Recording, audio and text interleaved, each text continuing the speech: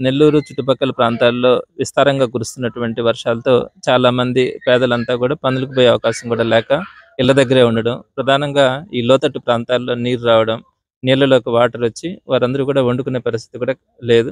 So, ఈ విషయం ఈరోజు ఉదయం రెడ్ క్రాస్‌కి తెలిసిన తర్వాత ఈరోజు ఈవినింగ్ అందరికీ కూడా ఎక్కడెక్కడైతే లోతట్టు ప్రాంతాలున్నాయో, ఎక్కడైతే పేదలున్నారో వారందరికీ కూడా సుమారుగా 1000 మంది వరకు ఉంటారన్న అంచనాతో వారందరికీ కూడా భోజన సదుపాయాన్ని ఏర్పాటు చేయడానికి సాయంత్రం నుంచి ఈరోజు సుమారుగా 5:00 నుంచి స్టార్ట్ చేయడం కూడా జరిగింది.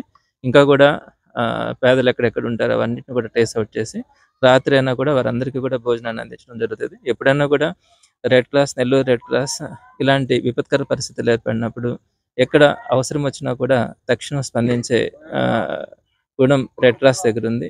సో, ఇదే విధంగా భవిష్యత్తులో కూడా ఎప్పుడైనా, ఎక్కడైనా అవసరమైనప్పుడు రెడ్ క్రాస్ ఇలానే స్పందిస్తుందని, అవసరమైనటువంటి పేదలకి అండగా నిలబడుతుందని మీ ద్వారా అందరికీ తెలియజేస్తాను. తిమిరెడ్డి భాస్కర్ రెడ్డి. నేను నెల్లూరు జిల్లా డిజాస్టర్ మేనేజ్మెంట్ కన్వీనర్గా పనిచేస్తున్నాను.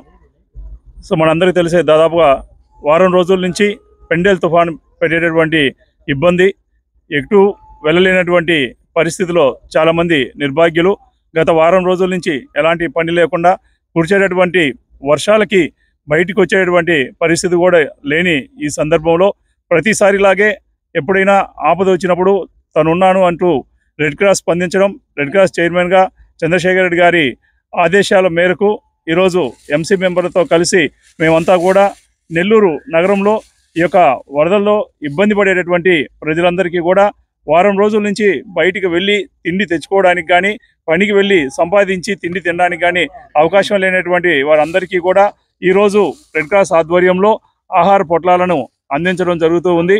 నెల్లూరులో ఎప్పుడు ఎలాంటి ఒక ఆపద వచ్చినా మేము ఉన్నామంటూ రెడ్ క్రాస్ స్పందించేటటువంటి విధానంలో భాగంగా ఈరోజు ఇక్కడ గాంధీ గిరిజన కాలనీలో, అదేవిధంగా ఇందిరమ్మ కాలనీలో ఆహార పొట్లాలను ఇక్కడ ఉండేటటువంటి ప్రజలందరికీ కూడా అందించడం జరిగింది.